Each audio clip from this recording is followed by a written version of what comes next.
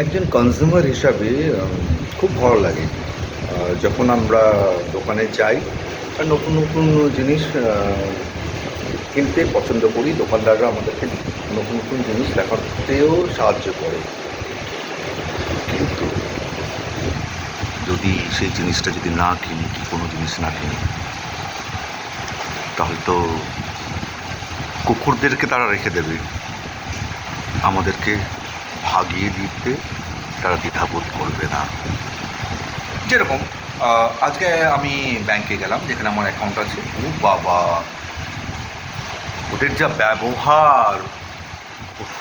শিখলাম কিছু, যে এরকমও ব্যবহার করা যেতে পারে।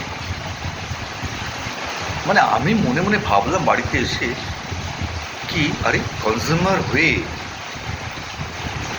কি অ্যাকাউন্ট হোল্ডার হয়ে, কি ধরুন ইলেকট্রিসিটি ডিপার্টমেন্টের কনজিউমার হয়ে ওখানেও গিয়েছিলাম, যে কি না মিস্টেক হয়েছে, এর থেকে তো আমি মোমবাতি ধরিয়ে থাকবো, এদের টিপস দেব, ওই টিপস আমার মোমবাতি হয়ে যাবে, কেরোসিন তেল হয়ে যাবে, আমি লালটেন জ্বালাবো। কেন আমাদের আদি পুরুষরা লালটেন জ্বালিয়ে থাকিনি, মোমবাতি জ্বালিয়ে থাকিনি? ওরা আমাকে অ্যাডভাইস করছে যে কমপ্লেন রেজিস্ট্রেশন করুন কাস্টমার কেয়ারে, আমি সেটাও করছি। 5 মিনিটও হচ্ছে না, কমপ্লেন ক্লোজ হয়ে যাচ্ছে। আর ব্যাংকের কথা আর কি বলবো, এমন এমন মাতব্বররা বসে আছে ওখানে, ছেই ছেই করে দেয়, ছেই ছেই করে দেয়। যদি হিসাব মতন দেখা যায় যে এত বছর ধরে, ছোট্টবেলা থেকে, স্কুল লাইফ থেকে আমি একই ব্যাংকে, মানে একই ব্যাংকের অ্যাকাউন্ট হোল্ডার আছি আজ অবধি। আজ আমার 50 বছর হতে চলেছে। এমন ভাব দেখায় যে তুমি কি অ্যাকাউন্ট হোল্ডার।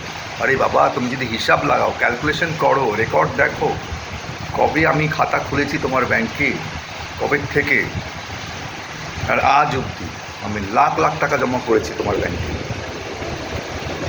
কেন তুমি সেই টাকা ইউটিলাইজ করোনি অফিসিয়ালি?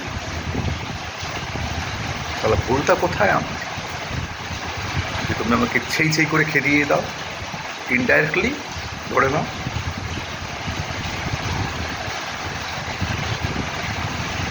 ভদ্রতা না, ভদ্রতা তো দূরের কথা, অভদ্রতার একটা সীমা থাকে। ডিয়ার ব্যাংকার,